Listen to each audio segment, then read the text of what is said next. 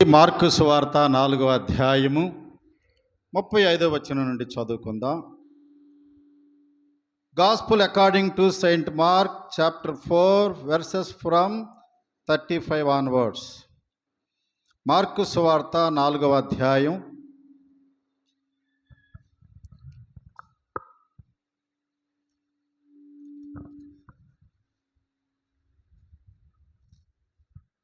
తీసారా? 35వ వచనం చదవనా? నేను చదువుతానులే.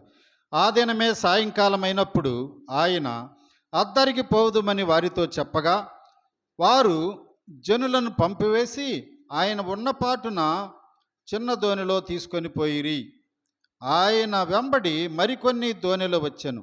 అప్పుడు పెద్ద తుఫాను రేగి ఆయన ఉన్న దోణి మీద అలలు కొట్టినందున దోణి నిండిపోయింది. ఆయన దోణి అమరమున తలగడ మీద తలవాల్చుకొని నిద్రించుచుండెను.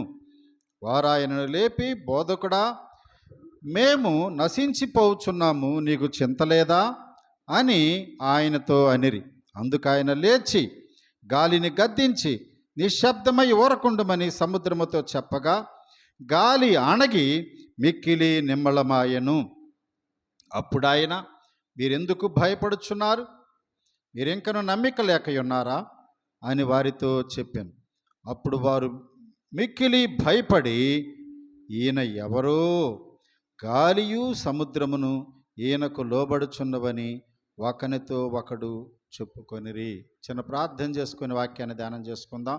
దేవా, మా ప్రియ పరలోక తండ్రి, మీ ప్రియకుమారుడు మా రక్షకుడిని యేసు నామములో ఈ 2025 సంవత్సరంలో ఈ జనవరి నెల 26వ తారీఖు రిపబ్లిక్ డే రోజున ప్రభువా, మీ యొక్క పరిశుద్ధాలయములో ఈ పునరుద్ధాన దినమంది ఇప్పటి వరకు పాటల ద్వారా, ఆరాధన ద్వారా, సాక్ష్యాల ద్వారా నిన్ను మహిమపరచడానికి మీరు చూపిన కృపకే మీకు స్తోత్రాలు. ఈ సమయంలో చదువుబడిన లేఖన భాగాలను మా కొరకు ఆశీర్వదించి మాతో సూటిగా, తేటగా, స్పష్టంగా మాట్లాడి మీరే బలపరిచి మహిమ పొందమని మా ప్రభు, మా రక్షకుడు, మీ ప్రియకుమారుడు, దేవుని వాక్యమను పేరు గల యేసు దివ్యనామంలో, శుభనామంలో స్తుతించి ప్రార్థిస్తున్నాం తండ్రి, ఆమేన్. హల్లెలూయా, హల్లెలూయా, ప్రైజ్ ద లార్డ్.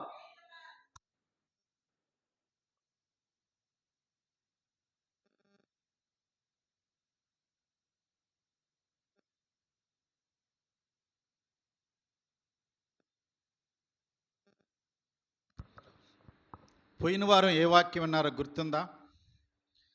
యేసయ్య నీళ్ల మీద నడుస్తూ వచ్చారు. అల్లల్లపైనే నడచిన, డ్రమ్ కొట్టమ్మ, నాదు యేసయ్యా ఆదుకోవయ్యా, గలిబిలిని నా కలవరములను, గలిబిలిని నా కలవరములను తొలగజేసిన కలుషహరుడా ఆదుకోవయ్యా, యేసయ్యా ఆదుకోవయ్యా. అల్లల్లపైనే నడచిన నాదు యేసయ్యా, నట్ట నడిసా ద్రానరేగెను అట్టహాసపు పెను తుఫాను, నట్ట నడిసా ద్రానరేగెను అట్టహాసపు పెను తుఫాను, గట్టు చూడగా చాలా దూరము, గట్టు చూడగా చాలా దూరము, ఇట్టి శ్రమలలో చిక్కుకుంటిని, ఆదుకోవయ్యా యేసయ్యా ఆదుకోవయ్యా. హల్లెలూయా. ఇప్పుడు ఎందుకు పాట పాడానంటే, ఇప్పుడు చదువుకున్న వచనానికి సంబంధించింది అన్నమాట. ఇప్పుడు పాడిన చరణం, నట్టనడి సముద్రాన రేగెను అట్టహాసపు పెను తుఫాను, గట్టు చూడగా చాలా దూరము, ఇట్టి శ్రమలలో చిక్కుకొంటిని, ఆదుకోవయ్యా. నిజంగా ఇక్కడ ఉన్నటువంటి వాక్యంలో, ఇప్పుడు మనం చదువుకున్న వాక్యంలో, యేసు ప్రభువు తన శిష్యులకు, చాలామంది జన సమూహాలకు చాలాసేపు వాక్యం చెప్పారు. ఆ పై వచనాలు ఉంటుంది, వారికి శక్తి కలిగిన కొలిది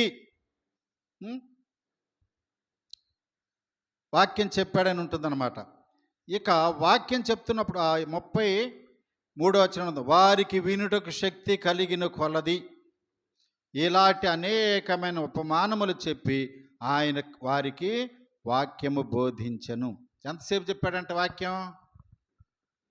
ఏదో లేండి ఒక పావుగంట. నేనేంటి మీ మీద ఒక్కోసారి జాలి పడినట్టు అనిపించి ఓ పావుగంట చెప్తే చాలే, పాపం ఎక్కువ టైం అవుతుంది అనుకుంటా. యేసయ్య చిన్నపిల్లలకి ఏం చేస్తాం మనం?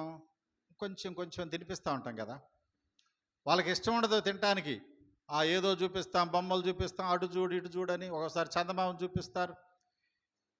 యేసయ్య కూడా వాళ్ళకి వాక్యాన్ని ఎంతసేపు చెప్పారంటే, వారికి వినుటకు శక్తి కలిగిన కొలది చాలా ఉపమానాలతో కూడిన వాక్యాలు చెప్పారు. హల్లెలూయా. ఉపమానాలంటే ఏంటి? వాళ్ళకి అర్థమయ్యే రీతిలో కనిపించే వాళ్ళను చూపిస్తూ కనపడని వాడి గురించి చెప్పటం. ఉదాహరణకి పెళ్లి చూపులకు వెళ్ళి వచ్చారనుకోండి, ఆ పెళ్లి కొడుకు ఎలా ఉన్నాడు, లేకపోతే పెళ్లి కూతురు ఎలా ఉందంటే మనకు తెలిసిన వాళ్ళు ఎవరో ఒకరు చూసుకుంటారు. అదిగో ఫలానా అమ్మాయి ఉంది కదా, అలా ఆ అమ్మాయిలే ఉంటుంది అచ్చం ఆ పెళ్లి కూతురు. అంటే మనకి కనబడుతున్న వాటిని గుర్తు చూపిస్తూ కనబడని పరలోకాన్ని గురించి, కనబడని పరలోకంలో ఉన్న దేవుని గురించి ఈ కనబడే వాటితో పోల్చి యేసయ్య అనేకమైన ఉపమానాలు చెప్పడం జరిగింది. హల్లెలూయా. ఆ తర్వాత సరే మనం ఆ దరికి వెళ్దామని ఎప్పుడైతే ప్రభు అన్నారో, ఆయనను ఉన్న పాటున